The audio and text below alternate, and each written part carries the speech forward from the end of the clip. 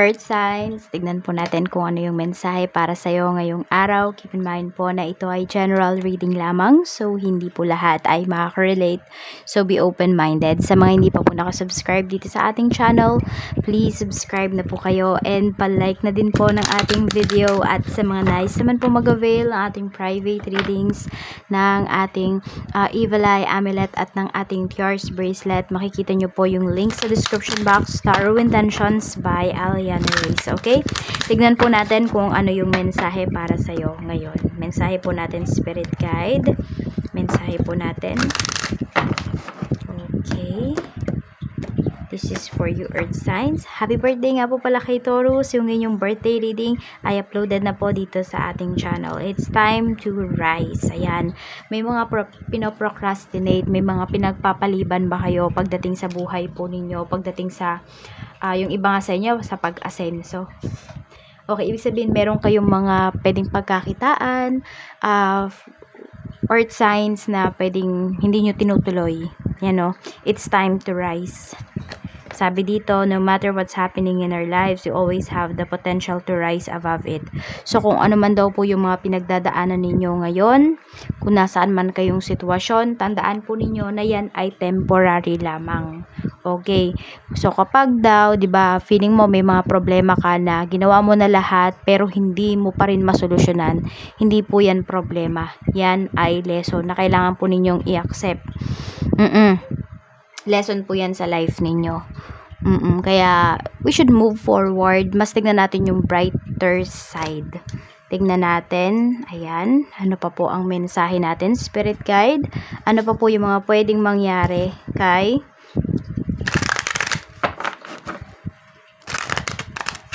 Earth signs ngayon? Boots yung nakikita ko dito. Hindi ko alam kung bota ba yan or boots talaga na pang malamig na lugar. Ayan po. So, baka meron dito. Nakatira po kayo sa malamig na lugar. Sa nag-i-snow. Tignan natin. So, ingat kayo ha. Baka mamaya may madulas dito. We have strength. Okay. Meron din bang may farm dito or may bukid? Ayan, farm or bukid yung nakikita ko dito. So, pwede po na ang lakas nyo talaga pwedeng, alam mo yun, sana yung katawan po ninyo sa mabibigat na trabaho. We have 5 of autumn. Okay. Meron naman dito na mga problema. So, hindi ko alam kung may mga pets pala kayo. Yung iba sa inyo pwedeng hindi to farm. Pwedeng mga may alaga po kayo. Nagre-rescue yung iba sa inyo ng mga pets, ng mga aso, ng mga pusa. So, pwede po na struggling kayo ngayon pagdating sa, ayan, sa parang sa maintenance nila, sa pagkain, you know. Pero some of you, you're very thankful kasi hindi nyo alam kung paano nyo nasusurvive yung araw-araw. Yan po. So, pwede po na may mga charities dito na pwedeng makatulong din sa inyo. Ayan, may mga tao dito na pwedeng makatulong po sa inyo. Tapos, pwede rin na may a-attendan kayo dito na kasal. Or, merong invited yung iba sa inyo dito. Tapos, medyo nahihirapan kayo mag-decide kung kayo ba ay tutuloy or hindi. Pupunta ba kayo or hindi.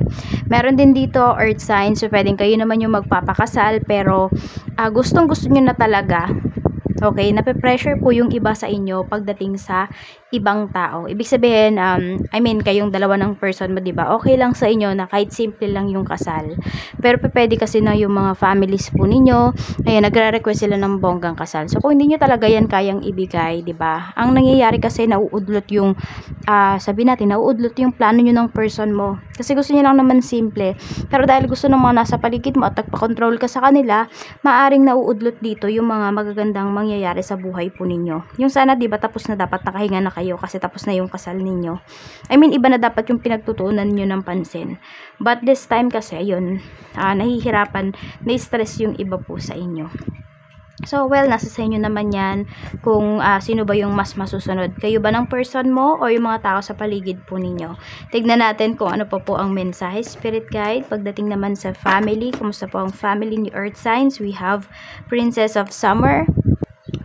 Okay, so ayan po ang pagdating sa family. We have Princess of Spring and also we have Seven of Spring. Okay, may offer dito akong nakikita. Pwede po na meron ding sensitive dito. So, baka may napapagalitan ngayong araw na ito. At medyo nagiging iyakin yung taong to. Okay? Meron naman kasi dito pasaway. Siguro nahuli, nasermonan. Tignan naman natin sa mga friends mo. We have Prince of Autumn. Meron tayo ditong Two of Autumn. Pagdating naman sa mga kaibigan, ayan, yung mga kaibigan mo, pwedeng puro pera yung nasa isip nila ngayon. So, masasabi natin na earth signs, pwedeng mga nakakasama mo ngayon, mga mukhang pera. Pero ito yung mga tao na pwede pong makatulong sa'yo. Oo, mga mukhang pera, pero alam mo yun, sa malinis naman po na paraan. Sabi nga, 'di ba? Ano 'yun? Tell me your friends and I will tell you who you are. So, ayan po. So, yung mga samahan nyo talaga, yung mga tao po na may maitutulong din po sa growth ninyo. Ayan. So, tignan natin. Yan yung mga friends mo. Pwede rin, mga busy din naman yung mga friends mo. Baka hindi mo rin naman sila makausap. Tignan natin, we have the moon. Pero nagkakaintindihan kayo kasi nga pwedeng iisa yung mga goals po ninyo dito, ang kumita ng pera. Check natin, pagdating naman dito sa love life mo, we have the chariot. Okay, so pwedeng may surprise ka na ma-receive dito coming from your person. More on surprise yung nakikita ko dito. Hindi siya, hindi yung may nililihim sa'yo yung person mo, tapos masasaktan ka. Hindi, pwedeng may nililihim siya sa'yo, pero masusurprise ka. Magugulat ka dito sa person mo. And this is, mas masaya to. Masaya yung energy na ito. So, tingnan natin kung ano pa po yung mensahe para sa'yo. Pagdating naman po sa kaperahan, we have Four of Autumn. So, marami din talaga sa inyo, earth signs ay matipid at nagtitipid, nag-iipon, nagsisave dito. So, you manage your resources talaga wisely. Meron kayo dito mga ma-achieve na sabihin natin na mga basta parang meron kayong mga amount na na gusto ninyong makuha, na gusto ninyong ma-accomplish. So, ayan po, makukuha nyo po talaga yan. Oo, maganda yung pinapakita sa'yo dito pagdating sa iyong kaperahan. Pwedeng may mga nakakausap ka rin, mga, sabi ko nga, mga same mind mo, same kayo na pag-iisip ng mga taong to. So, yun, nakakatulong talaga sila. Meron din dito, pwedeng mga nanonood kayo ng mga videos about how to handle your finances or saan ba mas magandang ilagay yung inyong kaperahan. We have Eight of Spring. Pagdating naman sa trabaho, we have Princess of Winter. Meron ako nakikita, mas naghahanap yung iba sa inyo ng magandang opportunity. So, pwedeng may mga nag-a-apply pa dito pagdating sa trabaho. Ayan po. At meron naman dito, maaaring may salary increase kayo dito. Parang may ino-offer kasi sa inyo. We have naman Queen of Summer pagdating sa inyong negosyo. Meron tayo ditong the Star and we have the Wheel. So, yung iba sa inyo, maaring marami kayong pinautang pagdating dito sa negosyo. Ayan, so pinagbigyan ninyo, pwedeng hindi nyo nilagyan ng tubo yung inyong mga pinautang dito. Pero yung iba po kasi, pwedeng naaabuso po kayo. So, parang sa halip na, yes, nakatulong nga kayo, pero ngayon, kayo naman yung nahihirapan dito. So, may mga tao talagang abusado pagdating sa kabaitan mo, earth signs. Okay, maganda naman po yung inyong, kung negosyo po talaga ito, yung negosyo po ninyo, rolling naman siya, umiikot naman po talaga yung inyong puhunan. So, maganda po ito. Very positive naman yung energy na pinapakita sa atin dito. So, tignan po natin ano pa yung mensahe. Okay, ano ba yung advice sa'yo? We have Two of Spring. So, planuhin mo daw yung mga gagawin mo sa life mo. Nakikita ko naman dito kasi na mas maingat na din talaga kayo for your bright future.